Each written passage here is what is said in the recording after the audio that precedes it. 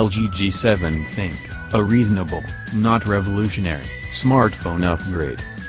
The LG G7 ThinQ touts a super bright LCD that's viewable in direct sunlight, which is ironic because the rest of it has a hard time standing out. It's a reasonable, but not significant upgrade over last year's LG G6, with a larger 6.1-inch all-screen display, AI-enhanced cameras, a loud boombox speaker, a faster chipset, and Google's Android 8.0 Oreo software out of the box. You may not immediately be wowed by any of this. The LG G7 doesn't have a curved OLED screen like the Samsung Galaxy S9, the triple-lens rear camera of the Huawei P20 Pro, or the undeniable value of the OnePlus 6. And despite its controversial notch cutout at the top, it doesn't have Apple's fancy 3D True Depth camera, as seen on the iPhone X. LG is emphasizing that this is a smart, not flashy, phone. As the ThinQ part of the name suggests, the company is determined to push AI onto all of its smart devices no matter how awkward the moniker sounds. The execution on this new ThinQ phone is, thankfully, a little more practical than the nomenclature.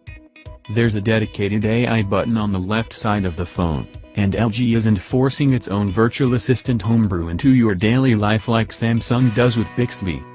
No, this button leads to the familiar Google Assistant, and uses far-field voice recognition to better understand commands. In short, it's better than the Bixby button. Its dual-lens AI camera emphasizes ThinQ, too, with its ability to categorize subjects and automatically tune its settings to snap better photos via machine learning.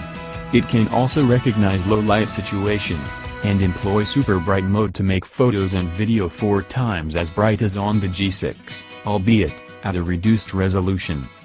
We tested LG G7 for several weeks, and noticed an uptick in photo quality next to the G6, just like we saw on the LG V30s ThinQ, the first LG phone with its AI camera in bright mode.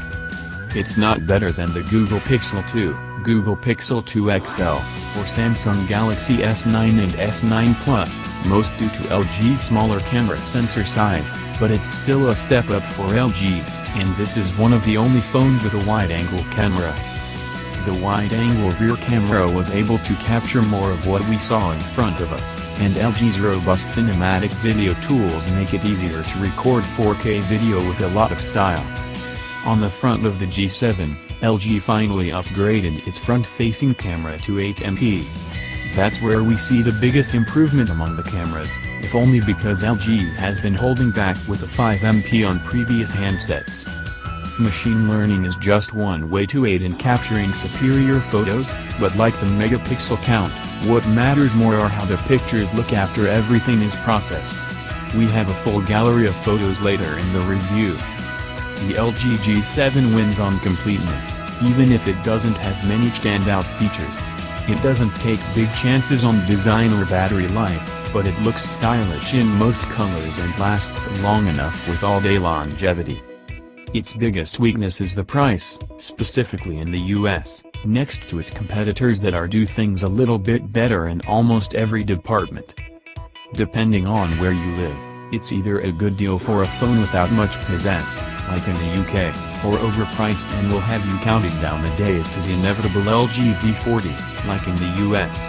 LG G7 is this year's smartphone sleeper hit no matter where you live.